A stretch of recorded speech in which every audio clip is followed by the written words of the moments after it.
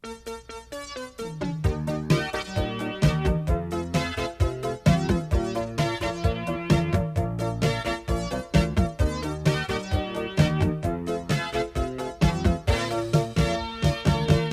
na ngayon ang aking nobya, putol na ang hituturo niya.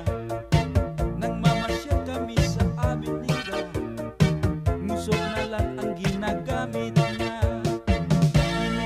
Bili mo ko yun, buti sa akin dahil mahal ko siya. Ngunit ang hindi ko pala nalalaman, may iba siyang pinag-aabalahan. Iba ang kanyang sinasamahan, isang taong alangan, isang babaeng macho. Sky is the limit kung gumastos sa romansa walang katalo. Daig pa ang palikero, ang kanyang pinagmamalaki, alas sa kanyang daliri. Nagkasundo kaming dalawang mag-date at magkita kami doon sa west. 24 hours kong naghintay sa kanya, hindi dumating ang aking nobya. Sayang na sayang ang aking nobya, napili niya ay isang selosa.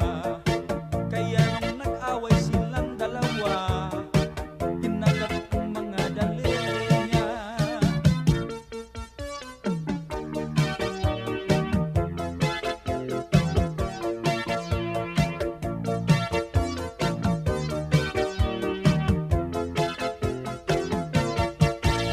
Iba ang kanyang sinasamahan, isang taong alangan, isang babaeng macho.